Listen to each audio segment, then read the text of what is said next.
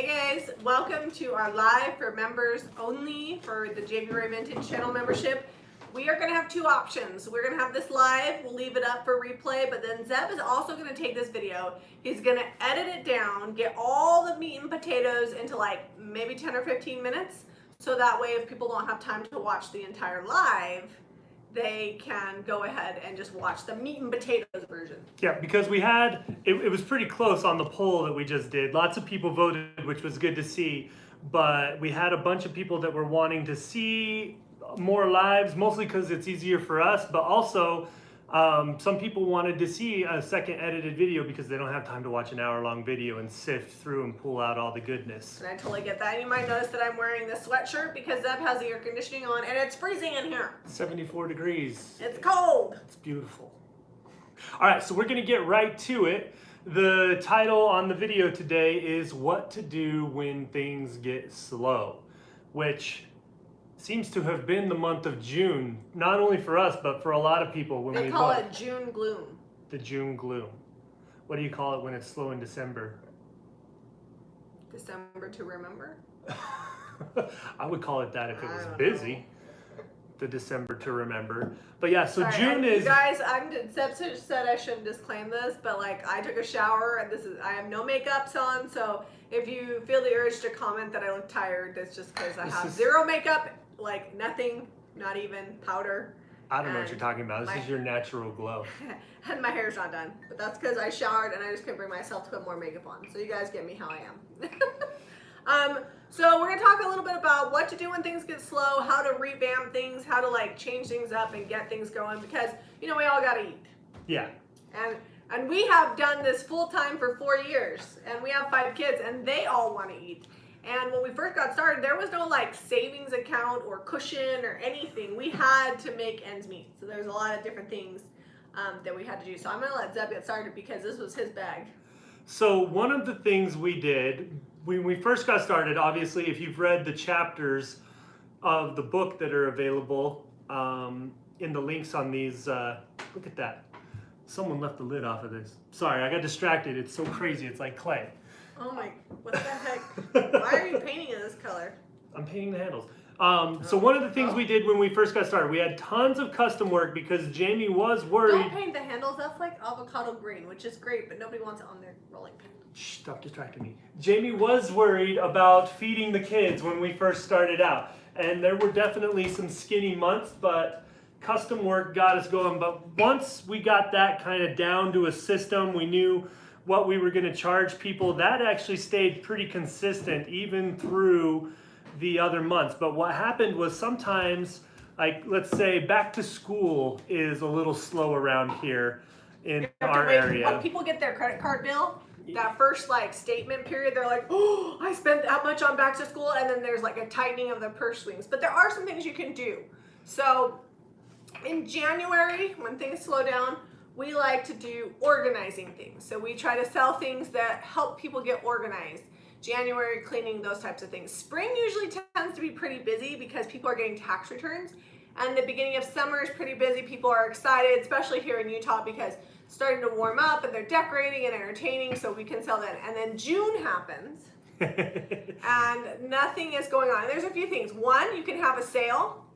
So mark down things that you need to get rid of. We did that, and we actually had a pretty good month in the The shop last this month. few weeks were good. We had probably the biggest check we've had in a long time, and that's because we had a sale. And here's the thing, my options were repaint it to maybe make it look new or mark it down. So we marked down a bunch of stuff, and then another thing you can do is take stuff out and bring stuff in and redo the space, because you always want something new. The longer stuff sits like in your space, people kind of think, well, if nobody else wants it. Yeah, if they've been to your shop 3, 4, 5 times and all the same stuff's still in there, it's not exciting anymore. And they've already passed on it so many times. Why aren't you using a French round? This is the brush I have. Okay. They're going to keep passing on it unless like you mark it down and you make it irresistible. Yeah, so changing things up is really good. And making it a point, like when things slow down, I make it a point to do more posts about all of the things that I have available for sale, more live videos. Like I have to make like a concerted effort when it's flying off the shelves. you just sit back and just enjoy it. But when things get slow, you have to get down to the nitty gritty. And it's one of the things that we're going to be doing over the next few weeks, especially while we're waiting on our house to close, because we've got a few weeks here where we're kind of in limbo before we can really get started on anything with a house. So what you're going to probably see is more posts of things that are for sale in my space. And one of the things I like to do is take pictures of my retail space, not just individual items, and then I'll take like 10 good pictures of the things I have for sale. And if you don't have a booth, you could just do a bunch of pictures of all the things that you currently have for sale. Then do one post for all of those things in Facebook Marketplace, and I'll usually type like farmhouse, antique, vintage, dresser, buffet, and hutch, because those, like, that's what I put as the title. And then in the description, I'll say, you know, just some little blurb about the shop, the address, the shop hours, the phone number. And a lot of times when people are searching for certain things, they'll see, oh my goodness, look at all of the stuff that this person has available. Because sometimes somebody's searching for one thing, but then they see that there's a lot more to be had, and that gets them in the door and looking at things maybe they weren't originally searching for. And it also sets it apart from every other picture that's in Marketplace, because most of those are just like one item that's for sale. Yeah. So it gets a lot of interest. Plus, people like a bundled deal. They want to, it's like looking through a catalog. They want to look at all the things, and if you put it all in one place for them, it's easy. Yeah. They don't want to go searching 18 times. Well, I don't want to say they. I don't want to do 18 internet searches to find the one specific thing I'm looking for, and then you throw stuff in there that they may not have been looking for, but that is similar, and that also works too. Yeah. So, and the other thing that we do is that when I not only post in Marketplace, but I'll post in multiple yard sale groups. And you want to get like the best pictures of your space you can. So when you're using your phone, make sure you watch our video about taking good pictures, but you know, you might have to crouch down to get the right angle. Use Snapseed. I know we did a video on that for our members to edit your photos and just really entice people to get into the store. That's like a really great way. And the more you do that, the more you post, the more foot traffic you're gonna get either in your store or if they're buying from your home or however it is that you sell. Another thing that I like to do is go live so if there's groups that will allow you to go live, like buy, sell, trade groups that allow you to go live in them, I do that. So I'm an admin of a group, and so we get to go live. So I get to go live because I'm an admin. It's a local home decor yard sale, and it's not like everybody can do it because only admins are allowed to do it, but I take that privilege and I go live in my space in that group. So that way I can just promote that and market that out there. And I make sure that when I am posting from week to week that I'm getting new angles and different pictures, because there are a lot of regulars that will like your stuff and be like, oh, there's nothing new, and then just scroll past. But if you're always making it look new and fresh, then you're giving them a reason to contact you, to come in, whatever. So another thing you can do is, well, and this is especially something that we like to do just for fun sometimes, is let's say things are slow. What is going to set you apart from everybody else in your area doing furniture, flipping furniture? One of the things we first started doing was Jamie wanted to sell appliques. We started putting appliques on our furniture, and we started taking the molds, the cast. If you watched our video from Waste Not Wednesday, I showed you how to do like a repair making a mold. Well, we would go around and find old furniture and take the castings or the molds off of those, and then we would put them on our furniture. Two things happened. That set our furniture apart and made it look a lot different, kind of jazzed it up, but it also gave us something to sell that no one in the area was doing. So find something like that in your area, find that thing that's missing in your market, whatever it is, and make that, do that for a little while. Even if you're not gonna do it long term, it'll usually get you over that slow hump and get people back excited about what you're doing and more interaction on all your other posts and things. Well, it's really, and you're gonna ride that you're gonna ride that wave until it goes away. And everybody's market's gonna be a little bit different. And you can kind of search and see what other people are doing to try to like set yourself apart from that. But most importantly, you may have a group of people that like what you have, but then somebody else is in front and there's a new bright and shiny thing, so you just want to get in front of them. Giveaways are another great thing. If you've got like a social media following, It's always a good way to, good thing to do a giveaway. We actually had a few days that were, I don't know if I should tell them this secret, but we had a few days that were slow on the website, and I was like, what am I going to do to like increase interest? I mean, I know it's just that time of year. People are thinking about other things. It's not that they don't want to buy the DIY products or whatever we have to sell. It's just that they're not thinking about it. So I did a giveaway in the Facebook group and on my YouTube page, where I asked people to share their favorite products. So it wasn't me saying, hey, you should buy this because it's amazing. Because obviously I think it's amazing because I sell it. It was other people saying, these are my favorite products that I can get at JamieRayVintage.com. And I wound up giving away something, but what I gained in sales more than made up for what I gave away in the giveaway. So that's always something that's really fun. It does two things. You're giving back to the community that helps support you, and it also increases engagement and gets people excited about whatever it is that you happen to be selling. Also, if you have a market that's coming up and they ask people for like freebies for giveaways, participate in that too, because that also helps, because then you get multiple people sharing your item or your page or whatever it is. If anybody has help like that they need as far as like specific questions, go ahead and ask them and we'll try to answer them. Yeah, we're trying to pack it all in the front of the video so that it's two things, easy to edit and easy to watch if you're watching the replay. What are like your number one questions about what happens when it gets slow, or about how to just like drive extra revenue ideas?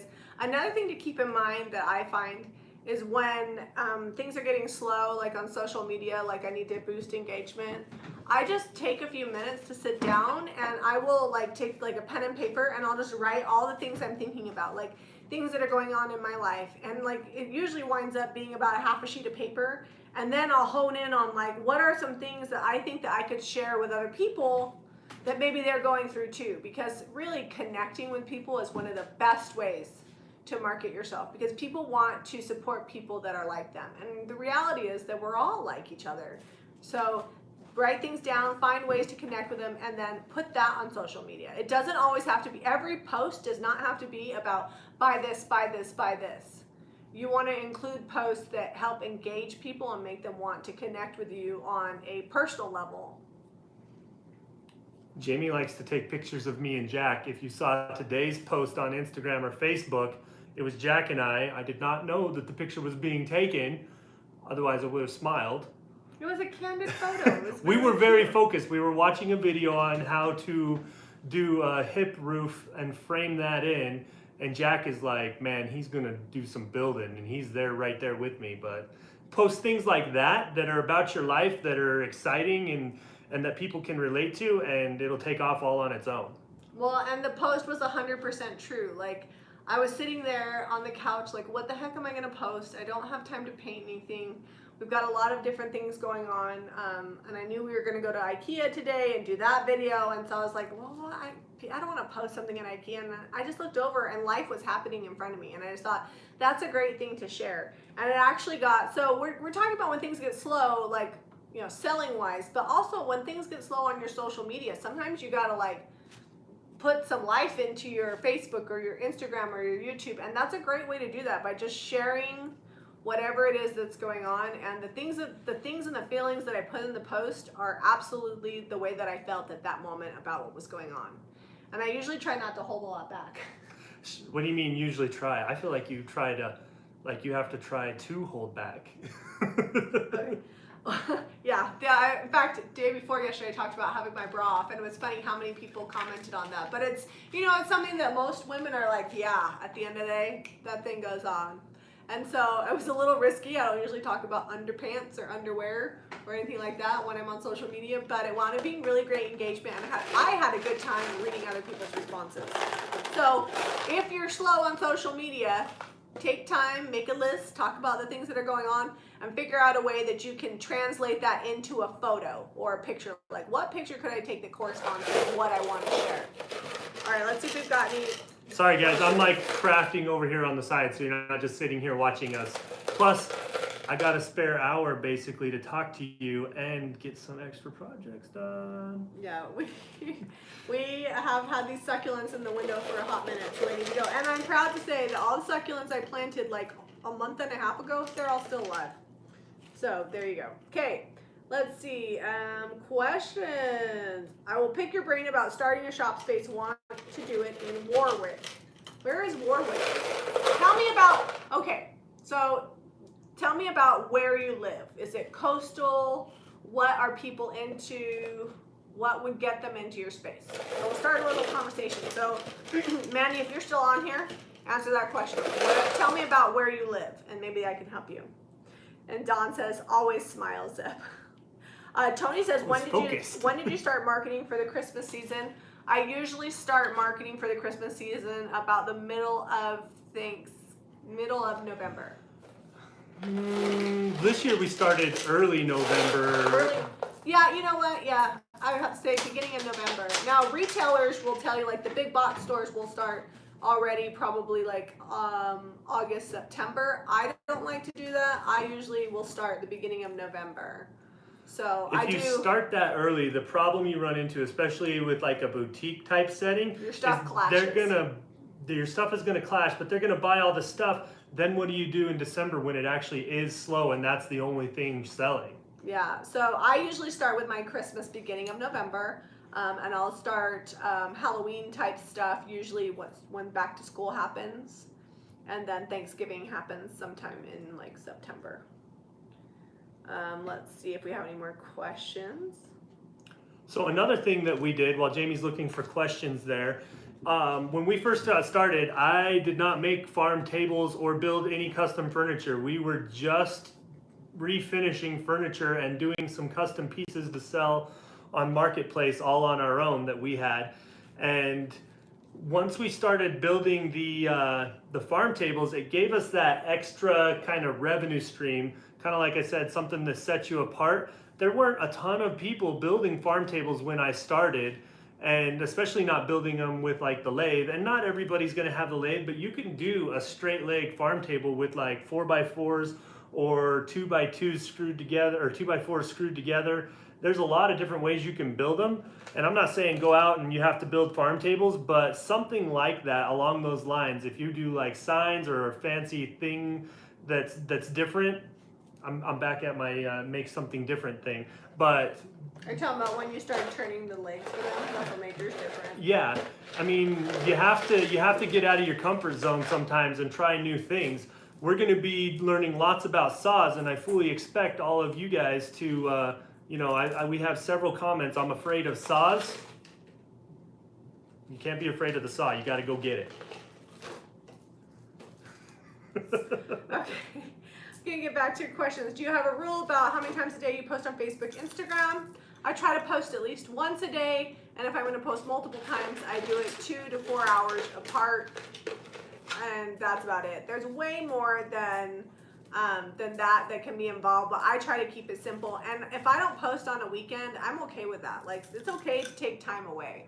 I don't always post on Saturday and Sunday. I feel like if you take if you don't go away for too long, if you just a day or two, it kind of gets people hungry for it again, and they're waiting for that post when you post. So Mandy says that she's from Queensland, Australia. I actually have to say I don't know anything about Queensland, Australia. So tell me more. Okay, let's see if she told more about Queensland, and then we'll try to figure out. If she's in Australia, prices on used furniture is very high, and it's hard to find stuff to like boutique type paints and transfers, things like that. But maybe try to find stuff that you can get like when people are moving out and get free stuff. I don't know if salvage. We are going to be doing tons of stuff with salvage because we're going to have a little bit of extra salvage when we start this build. When do you put out fall stuff? So I usually put out fall stuff in September. So the end of July, after like the 4th of July, August, probably like August-ish, I start putting it out. Because the reason why you put it out before the actual holiday is because people are thinking about and starting to decorate for usually a month prior. That's about people's normal shopping habits. Okay, I've noticed you're changing up your style by adding grays and blacks. What prompted this change? So like I said before, changing things up and coming up with different ideas is a great way to increase traffic and revenue because you're getting new blood and new design ideas. And I like to mix the grays and the blacks with the things that I did before so people can see how they all kind of go together. And also, I just like to change things up and stretch myself design-wise. If you're always a one-trick, is it a one-trick pony? Yep. Okay, I was make sure I said the right thing. You don't want to be a one-trick pony. You want to have a bunch of different things that you can do that helps get people excited. And Chris, there's no charcoal in these. No, this is the special soil that's made for succulents. Well, yeah, we use a special soil, so it has amendments already in there for the succulents. Yeah, it's made for David planting says you're cactus. supposed to use even more, but you know what? We haven't had any issues. I haven't had any problems. So, all right. What kind of soil are you using? So this is soil by Miracle Grow made for cactus and succulents. What color blue is the rolling pin? So this is Skeleton Key lightened, this lighter color. It's not lightened. Yeah, it is. I thought that was full strength. No, it's lightened. Okay. And then that's Hey Sailor, and they'll be a little bit darker when we seal them.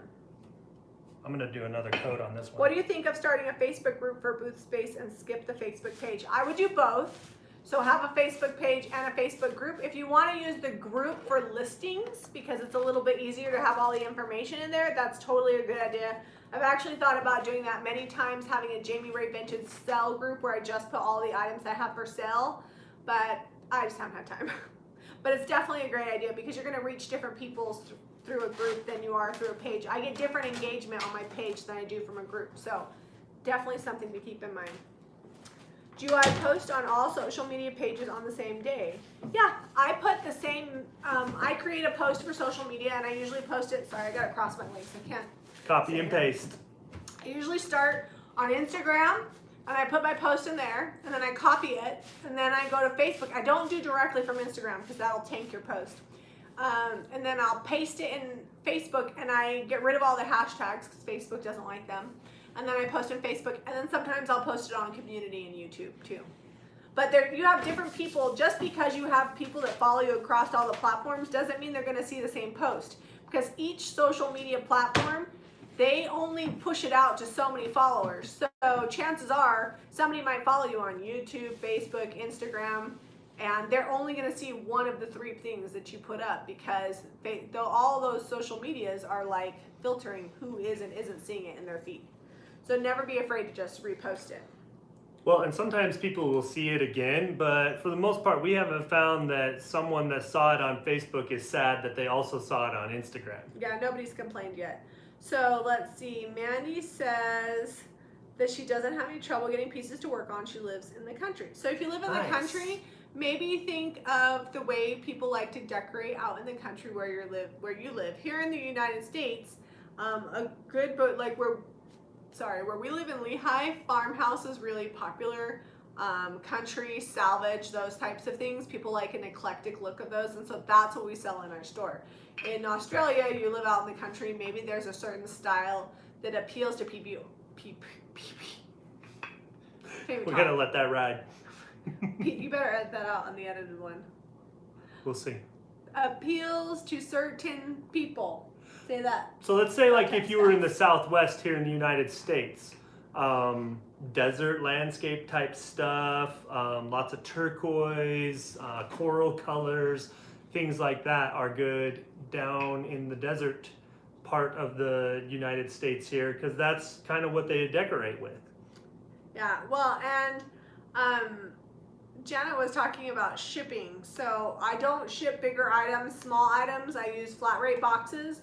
And I ship through USPS mostly because that's the least expensive and I don't have any better options other than that. When I've shipped furniture, U-Ship is always a great option, but it is more expensive. I wish I had U and then ship. I wish I had a better thing to tell you about shipping, but it is expensive.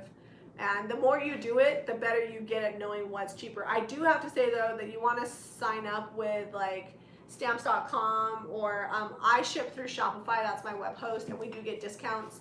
And the more you ship, or the higher your plan is, the more discounts you'll get. So yeah, that's it's like not life shattering. I talk all day about shipping, and I'd bore you stiff. But just USPS is the cheapest that we have here. All right, let's see.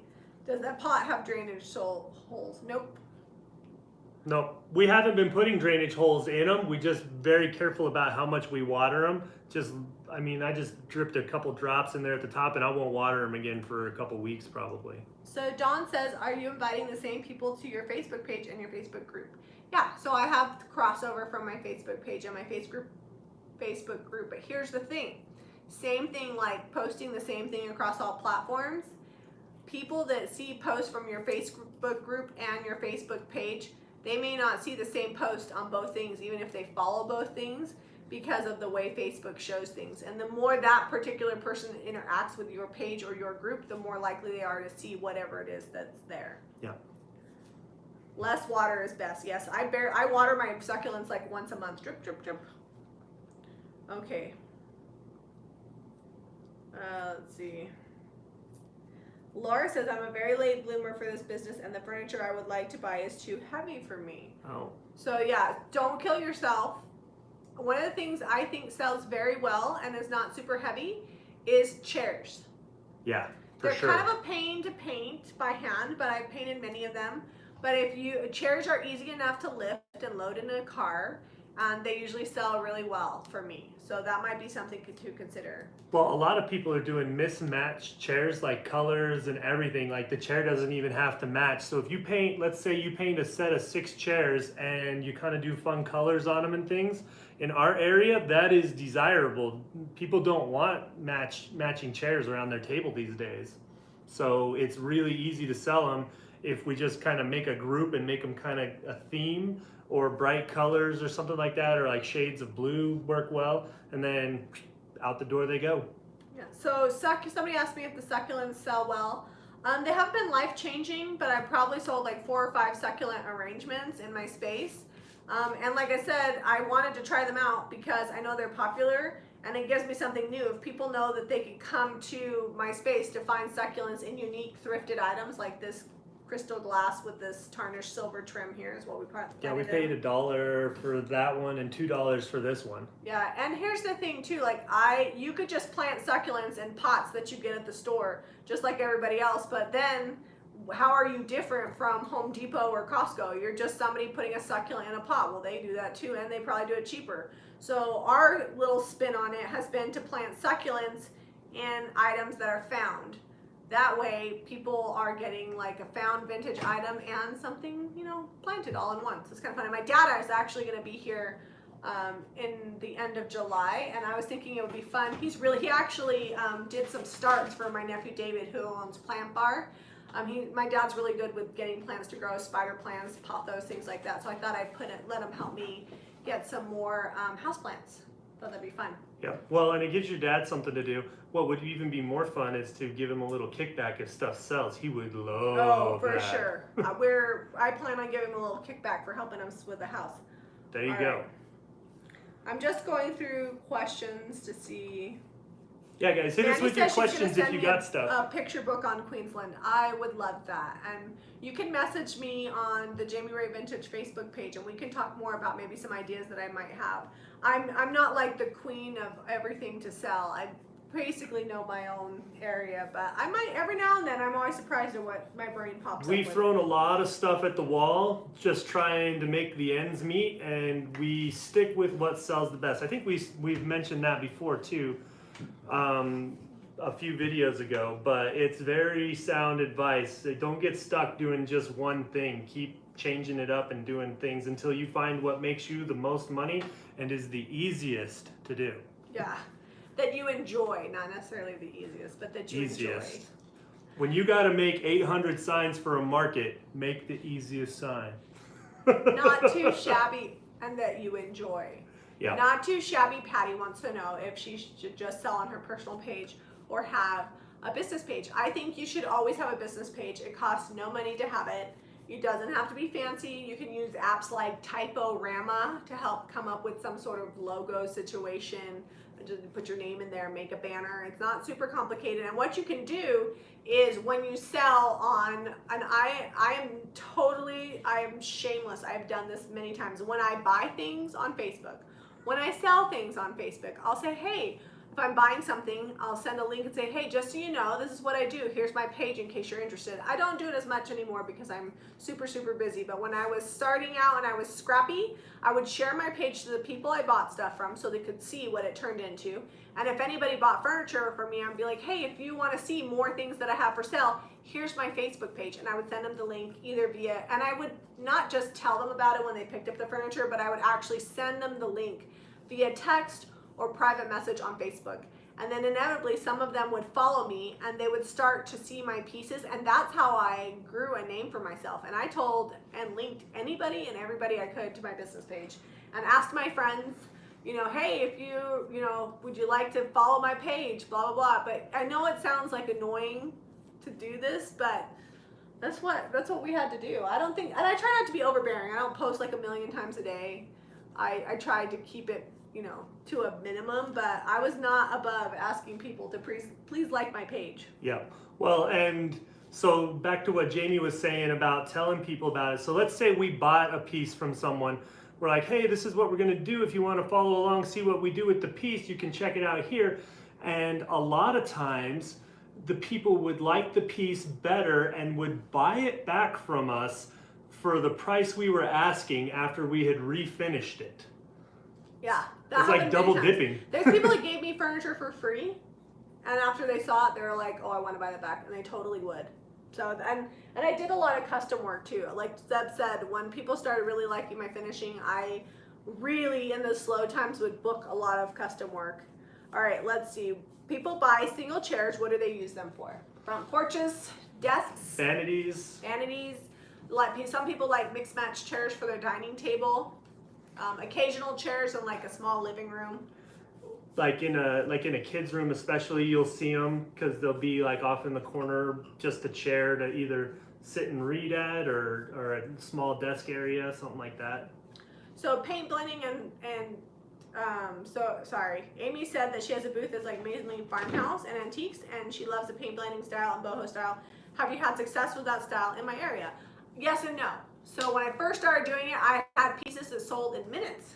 It was really weird. It's brand new. People hadn't seen us do it before, and they're like, ooh, I gotta get this. Yeah, people were crazy. Then it slowed down a little bit, but then every now and then I'll do a blended piece and it'll sell. So I like to have a mix of like the traditional farmhouse with some blended, but anymore I try to keep it in the colors that match my booth, just because I like having a cohesive booth.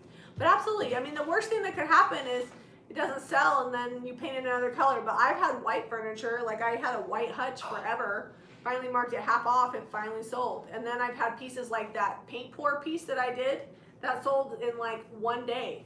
So and then we did a different color paint pour that looked really similar, and we had it for 6 months. April Cheatham, I actually feel like empty frames do better than chalkboards. What do you think?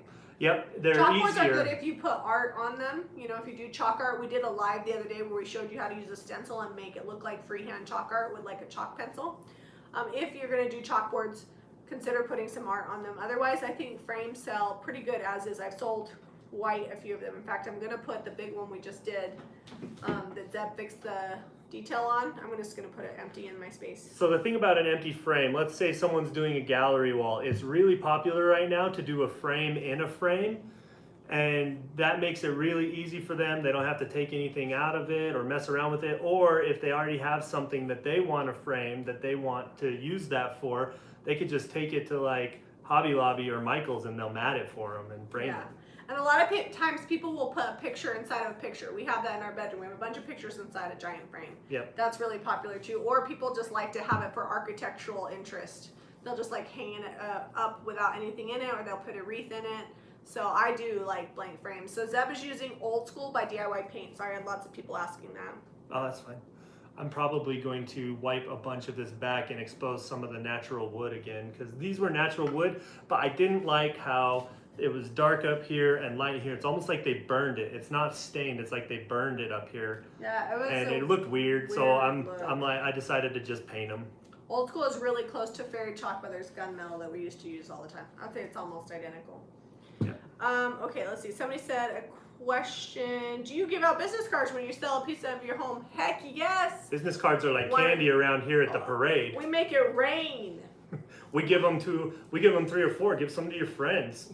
So when we sold from our home, we actually kept like a little business card holder with all of our business cards by the front door. So when people left with furniture, it'd be like, oh, and here's our card if you need us for something else. Or if you, and sometimes I'd hand them 2 or 3 and be like, if you've got friends that like this kind of furniture or need something custom painted, this is when we did custom work, you know, give them a card. And I got tons of business from handing cards out. So definitely, I know it's a little bit old school, but I like it. So I don't know if you mentioned this. Something we did on Facebook was we would take one or maybe a couple of our best pieces that we loved that we had done, and we would post that picture and be like, hey, we take custom work. If you like this piece, hit us up. Yeah, for sure. And I would put that in my post. Like, if you like this work, but this isn't exactly what you want, you've got something, I can make it look the same. We got booked so far out. We were like 6 to 7 months out on custom work. And that wasn't because we were only doing 1 or 2 pieces a month. That was because we were doing like 10 custom pieces a month and we physically couldn't do anymore. And we were booked out. I would say like 10 pieces a week. Yeah, probably. And we were booked out at that rate. We were booked out 6 to 7 months because we just word of mouth and we took really good care of our customers. So. And then it got so busy we couldn't take custom work anymore. We had to stop. So definitely, when things get slow, that's when you start hustling. And I feel like there's a way to hustle without being obnoxious. I think sometimes people are like in your face about it, and that's why I said like I think it's important to mix up some of your posts on your business page to add some things that are a little bit more personal, so that way it's not all like sell, sell, sell. Yeah, and it's good to be hungry for a sale. Like, I like selling things now just as much as I did when we didn't sell things. It's just as exciting to sell a hutch down at the shop now as it was 4 years ago when we first started. But don't just be like, let the people come to you. If people like your work, I mean, let them know about it, where they can find it, what they can get it for, but don't just keep jamming it down their throats because that's like super pushy salesperson. We don't want to be used car dealers. Hey. We bought many a car from a used car dealer. Okay. And usually those guys are hungry for the we do not have any sale. business cards, but we're going to get them.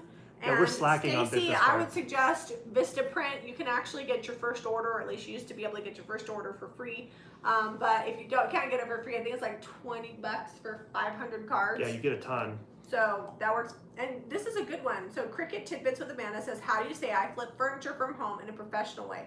I get asked that all the time and I need to figure that out. So I would say I am a furniture artist with a home studio, because that's what you are. You're putting your art on furniture and you're working in a home studio. Now your home studio could be like us and it's your kitchen island or your living room or part of your bedroom that you've allotted off, or the hallway. When I would get ready for a market, my studio was every square inch of the house that wasn't busy at the moment. These are your options for this. You're a furniture artist with a home studio. These are my options for that. Well, this is the same color that it already is.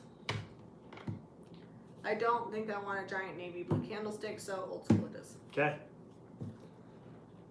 When times are slow, do you find yourself overpaying for items that you know will sell quick? So I have to say, when times got slow, I would actually do the opposite. I would look for things that were free or close to free, so that way I could maybe charge a little bit less price on something and still make the same amount of profit. That was what I did when our sole income was from furniture flipping. Yeah. If you got it for free and then you put $5 to $10 of paint on it, if it doesn't sell right away, you're not losing sleep over it. If you just bought a buffet that cost you $400 before you painted it because you knew it would sell fast and then it doesn't sell quickly, you're out that $400. Yeah, I don't think it, and also here's the other thing, if times are slow, maybe think of things that you already have or that you've been putting off painting and try to finish up all the things you already have, so that way you're not putting out extra money, because every penny counts, especially when that's like the main source of income that you've got coming in to pay your bills and feed your family. Kayla says she recommends getting a business only email. Just do it free through Gmail. That's a good idea. And also, yeah, on our new cards will have her phone number on it, because that's our customer care number, and that's the easiest way to do it. Yep. Lisa says, I always keep smalls on hand. I can knock them out fast. Yeah, I love smalls. And Zeb and I were just talking the other day how we used to only do big furniture, and it was great because some months we would sell like a lot of the big furniture, but then some months were so bare because people didn't have money to spend on the big things and we didn't have anything to offer. And that's when we slowly started bringing in smaller items for sale. And even if you're selling from home, you can still do that and sell from home. I suggest maybe doing a grouping of items, you know, so you're not like chasing somebody down for one like $10 item. Or when you're staging your furniture, the things that you're decorating with, have those available for sale. Like, don't use your home decor, use things that they could buy. So when they come buy furniture, maybe they'll see something that was also in the picture and then buy that as well. We had a rule, everything was for sale but the kids. Oh, and my windows. Some guy offered me $300 for a window I paid $20 for, and I wouldn't sell it to him. He was kind of mad. He's like, what? You're refusing my offer? Yep. He had come to the house to pick some stuff up, saw our big window wall that we have back over there, and wanted one of the big ones. And he was really wheeling and dealing. He started at like 200 and went up. Yeah, sometimes things just aren't for sale. All right, have any more questions? I'm running out of things to say, so it's all you. So, what are some things, do you guys have any tips? I mean, obviously this is us telling you guys about things that have worked for us, but there's a lot of people in this group that have a lot of knowledge about flipping furniture and a lot of experience and are in different regions. So, I mean, even in the Facebook group too, don't be afraid to be like, hey, what do you guys sell when it's slow, or ask. Like, that is totally an appropriate conversation piece to start in the Jamie Ray Vintage group on Facebook. Do you have people come to your home? Is that safe? Probably not. I don't anymore, just because as I started growing on social media, people would literally come to my house to see something, and they wouldn't even buy it. Like, they'd be like, oh, that's not it. But then they'd want to they'd like tour my house. And then They'd be like, oh, your stuff's so cute. yeah, I saw when you did that. And then they'd be there for an hour. And it's not that I don't love people, but I don't usually have like an hour in my day that I can just like chat it up with somebody. So if I do have an hour in my day, it usually involves like some chocolate and a nap. Or some TV. Or some TV. Or hanging out with Jack and the or kids. Hanging out with you. Well, we do that all day. I love seeing the DIY paint dry on camera. It's kind of fun because it goes lighter. Yeah, it is cool. Okay, so when did I decide to be a paint vendor, and how long did it take you to recoup your money? So Fairy Chalk Mother took a while because we were a lot smaller. We didn't have the money, the upfront money, for a while. Yeah, we did not. That took a long time. So we invested some money, but it was a good leap towards where we wanted to be. We used part of our tax return that we didn't have pegged for anything else. So I definitely wouldn't start selling a paint brand unless you can be committed to not recouping that money for like 3 or 4 months, because it's possible that it's going to take you that long. And then you sell stuff and then you have to buy more. So it takes a while before you actually start seeing a cash flow from that. And then when we started selling Sweet Pickins, that did a little better. DIY paint, we were already pretty big at that point. People saw how much I loved it, and I recouped. It was like 2 weeks. And I had sold all that I had bought. So yeah, we couldn't get our restock order in fast enough, but we were at a different position. So I would suggest that, you know, don't spend money that you can't sit on for a hot minute. But I don't want to deter you from it. I just don't want anybody spending money that they need to, you know, reinvest in their business. So do you use Big Top or wax on those candlesticks? So these will probably get white and clear wax. Yeah, I would say white wax, because we're going to want to bring all that detail out, and right now it's kind of fading back away. So Tony says, what point did you decide to do this for a business versus a hobby? So I felt like from when I first started selling furniture, for me it was always a business. It was a side hustle, but it definitely wasn't a hobby for me, because I was like, well, and that's when I started raising my prices, because I was like, why am I doing other people's projects for free? Basically, I wasn't making any money, so I raised my prices, because if I'm going to do it as a hobby, it's just going to be my own things. I did it for what, like 3 years before you quit your job? 4 years? Yeah, it was about 4 years, and we started doing markets about a year and a half before I quit, which was a lot of work. But you know what? Doing the markets got our name out there and booked us solid for custom work. So it was worth it. Okay. Do you find it better to mark items down individually or abroad, say 20% off sale? So I do two things. Sometimes I'll do individuals, like right now I have a highlighted tag sale, and that's just like an end of season to get rid of random things that I'm tired of looking at, essentially.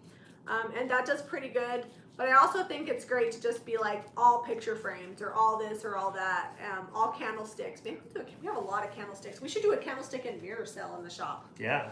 You guys got me thinking. Maybe we will. The thing that's important to remember is that when you're buying a piece, keep in mind that that piece may need to be marked down 20, 30, even 50%. We've had a few things we sold at 50%.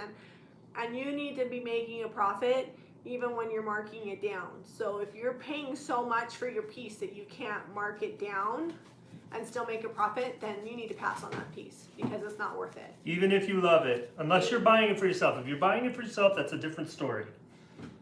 But we're talking about selling stuff, so. Oh, this is smart, and I do this too. It says if you have a booth, be sure to share all the vendors' items, help draw lots of people. So when I go live in my retail space, and then I take people through Molly's space, and we have a new vendor, Upcycled Sisters, who sells in the same shop, and I show them everything because I don't care what gets them in the door. If there's something that catches their eyes, even if it's not mine, I want them in the door because the more foot traffic you have, the more potential you have for sales. And for me, I want my shop owner to do well and keep the doors open. And so anything that I can do to help foot traffic and help grow the business, even if it's not directly one of my items, I'm all for that. Let's see. It's always a business if you sell. That's right, Camille.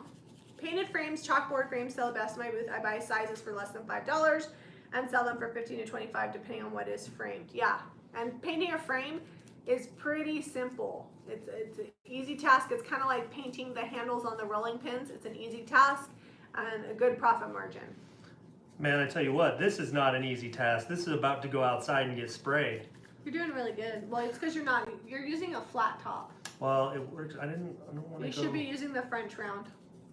Well, I was using a different brush. This one's actually working really well. I just want to make sure I'm not. If I've missed your question, ask it again because I want to make sure I answer everybody's questions. New to the game, I have booth space but only sell furniture. Can you explain a market? So a market is where you go and you bring your pieces for sale, and it's usually multiple vendors and they will advertise for it. My personal experience has been I like bigger venues. However, I know that the vendors at our markets, if they have a cute display, usually do pretty good. In fact, this last market that we had, multiple vendors sold like 3 times more than I sold out of my booth. Yeah. So, Gonna have to bring our A game. Yeah, definitely check it out. If it's a smaller market, make sure that they're not taking very much booth. If it's a big market, then it might be worth it, but maybe attend the market before you go so you can kind of see how it goes. Markets are a lot of work. They're like moving a house because you move a whole booth worth of furniture, and I would suggest not having just furniture. You're going to want to have smaller items. Most people don't come to a market looking to buy ginormous furniture. So we have a specific video on doing markets. If you guys scroll back, I think we did it back in March, maybe February even, on doing markets and what to do. But we can revisit it now since we're talking about being slow. If you want to pick up custom work, even if you're not selling much out of your booth that day, if the market itself is slow, what you can do is get up out of the chair and go and talk to everybody walking by. Hand them those business cards. Tell them what you do. Talk to them. Say hi to their kids. You know, just find something engage. To talk to them about and smile. If you've ever seen somebody sit in their booth like this, you're like, well, I'm not going to go in there, right? The same thing as if you're running your shop. Yeah, you want to be friendly to everybody that walks by. Did you just do local markets or travel a bit? We traveled to California once and Vegas, and they wound up being overpacked vacations. They really weren't like huge money makers for us. But we broke even on the California one. I wanted to go to San Diego, and it wound up being a tax write-off, so it paid for our trip. So yeah. I can't complain. Man, that was a lot of work though. That was a lot of work hauling that. It was like moving 10 hours away. Okay, so how do you deal with customers who really try to haggle down your prices? Do you have a percentage in mind that you always go to? No, so we don't negotiate prices anymore, and we haven't for a really long time. I do have sales on my own accord. When I was at home selling stuff, if something had been sitting for a few weeks, because when I was at home, man, maybe I need to get back to that. Things did not sit around for months. I got them sold. I listed them, photographed them, lowered the price, repainted them till they got out of here because it wasn't making any money sitting in my living room. But I've kind of got a no haggle, like I price where I want, and at the shop we don't come down on prices. And it helps people not haggle with us because they know that it's not going to happen. So, I mean, that's up to you, but I don't. Yeah. Did you start painting with DIY paint when you started repurposing furniture? Nope. I started with latex paint. Wasn't great. And I didn't make a lot of money. When I switched over to mineral chalk paint, which was not DIY paint, which was fairy chalk leather, which I don't carry anymore. But when I first started carrying it, I upped my prices according to the paint that was being used, and I made sure that in my listing I put like professional grade furniture paint, and I would mention the name of the paint and the color, so that way people knew that it wasn't me just slapping oops paint on there. It really added extra value. So if you're going to the effort of using a premium paint or a premium, like you're using IOD products or whatever, there's nothing wrong with including that in your listing so people know that you're using a really good product, and I've had great success letting people know that. I also would let them know if it was sealed with like Big Top, or now I don't, because most people people know who I am and they know what I do, so I don't really have to. But I used to tell them if it was sealed with wax or however it was sealed, just to let people know that it wasn't just like a slap some paint on it, throw it out there and be done project. That's actually a big deal. People think that wax isn't durable. It's a misconception that is out there for whatever reason. And they won't buy it if it's been waxed, if you tell them that. So it's important to clarify if you've done like a top coat, like a liquid top coat. And on tabletops and things, so if you don't want to be re-waxing all the time, it's probably a good idea to use a liquid top coat. So Don Bowden, we watched your video on painting jars with sweet pickens. I'm really having trouble with mixing the paint and adding the extra bond. So I would, if you're not using an immersion blender, I would either buy one used, or you can get one on Amazon for usually under $20. Pick up an immersion blender and mix it with that. Then you might get some bubbles on the top, but let them settle and your paint will be much smoother and easier to put on. I don't even have an immersion blender right now. We just use a fork, and sometimes I get chunks because I don't. It burned up. We used it so much, the engine died, and the motor died, and we haven't replaced it. But I just paint it on there. I'm okay with it because when I sand it, the chunks, if there's any left, come off, and sometimes they add texture, so I just go with it. But if you want a smoother, easier blend, just use an immersion blender. Sorry guys, I'm up here on the top of this candlestick. It's got like a sticker that won't come off. I don't want to paint over it. Cindy from Vintage and Make It Rain with business cards. Yeah, do it. Matt says next live video he's got to keep his notebook handy. You can rewatch this as many times as you want, and Zeb is going to edit it down to just include the mean potatoes, so that might help you. We'll try to take the story time out of it so that it's a shorter video. Oh, Show 78 says immersion at Walmart for $10. So, perfect. Good idea. Yeah, Caitlin has one for us. All right. In my area, small town, 6,000 people, other paint and furniture sells so cheap. I don't know how they're making any money. They're probably slapping latex paint on it. They're not using premium paint, or they don't really care if they make $5 or $10. They just want to make a dime. They don't care. Here's the thing. Yeah, go ahead. No, you go ahead. No, you go ahead. You were going to tell them the thing, and then I'll tell them. No, you tell them the thing. But what if my thing's the same as your thing? Well, then they'll be good. You go first. If you let them know that you're using a better product, usually people will be interested in that. They're going to want to know why it's better, what the characteristics of it are. It starts a conversation and enables you to talk about your work quite a bit more. Plus, if they end up buying from you and they got something from someone else that maybe didn't use that, they're going to know right away, be like, oh wow, they weren't kidding. This is a much better piece of furniture the way it's painted. So use that to set yourself apart. If you're using DIY paint or even like Sweet Pickens, go ahead and tell them, be like, hey, I use this product and this is, I mean, you guys can even like throw some bigger names out there. Tell them this is what Debbie Beard paints with. And if they don't know who Debbie Beard is, show them her videos. Or you could say this is what Zeb Ray paints with. Oh yeah. Throw that name out there. That's not a very big name, but you know, at least there's videos they could watch. Yeah, and you can ask if you watch YouTube. This is the people that I watch on YouTube, and these are the products they're using because they're, you know, tried and true. So whatever you can do to separate it out. We are using old school with DIY paint. I saw that somebody was, not too shabby. Patty asked that one. So how long should you stay in the booth before making a profit? really know how to answer that because I've only ever been in one space, and I can honestly say that we have never, although if we don't start selling something, we may not make a profit this pay period, but we've never not made money on a pay period. We've always made money.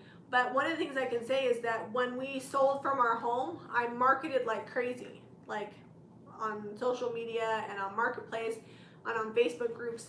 And when I moved to my retail space, I continued to market the same way. I know a lot of people will go into booth spaces and think, oh, the percentage I'm paying them is for them to get people through the door. But the problem is the people coming through the door may not be looking for your stuff. So if you're marketing and bringing people in, they're coming to look for your stuff, and that will help you sell more. I would say if you're not making money after a couple of months, then you might need to revisit things because you don't want to just continually be putting money at something that's not generating revenue. And that doesn't mean pull out, but maybe you need to look at what's the foot traffic coming in the shop, how can I bring more business in, and what can I do to make my space more appealing. Yes, Stacy, this is the candlestick that Zeb repaired. What video did you repair that on? That was last Saturday, I believe. Maybe 2 Saturdays ago. Maybe Waste Not Wednesday. I can't remember now. Every time is kind of a blur right now. Everything's kind of blurring together. All right, so it's almost 8:30. If you guys still have questions, get them in so that way we can get them answered. Have you noticed any new trends in home decor or any for the holidays? One of the things I think that I see a lot is that people want to incorporate their personal style into their holidays. So like traditional holiday decor that looks like anything you might see at like Walmart or Hobby Lobby that just like screams to you that holiday. I feel like that doesn't sell as well as like, I like farmhouse. So I'll make signs for the holidays that are the same color scheme as my other farmhouse signs, only they're holiday themed. And people like that because they could take that and incorporate it into their regular style, but have some holiday there. So I definitely am seeing that people want holiday to be translated in more than just what the generic like color scheme and theme is. Yeah, like, so for example, we'll take a sign and just make like a chalkboard sign, but it'll say Merry Christmas on it instead of being, and it'll still be white and black and, or like a neutral color on the frame instead of being like green and red. Yeah, and some people love that and that's fine, but I feel like if you want to be a little bit different, if you have a genre or style that you like, then try to gear your holiday decor towards that. And this is really good. The show 78, and I know your name, but it's like totally leaving my mind. She does a lot of French country. Is that Jennifer Showalter? Yes, Jennifer. She does a lot of French country, and she says that she was in a store that was very folk art, and she's French farmhouse, so she didn't get a good customer base, but she found a different store that matched her theme, and she sold better. Like the store that I sell at, all the people that sell there have a similar style, so it kind of meshes, and we have the same clientele, which is great. I just invested in a paint sprayer to whiz through my painting. I'd really like to use a liquid sealer or top coat can a polyacrylic be used in a spray gun? If you use anything oil-based, it will be a pain in the butt to clean. So if you're going to put a top coat through, just make sure it's water-based and you can clean it up with soap and water. Yep, we use Sweet Pickins top coat because even though we spray it, it still dries matte, which is amazing and very difficult to find. We didn't find anything until we found that product that dried matte, like a matte finish. So Stacy says, now that I moved to a new state, I got offered a space at a place she really wanted. Bummer, but I'm going to keep looking for a space here in her new area. Fingers crossed. Yeah, I actually said, I was one of the people that said I would never have a retail space because I didn't want to pay anybody and raise my prices. But as I grew, I really realized that, is that even a thing? Yeah, emphasis on the really. I realized that I could not keep up with the sales. I just didn't have time to chase people down.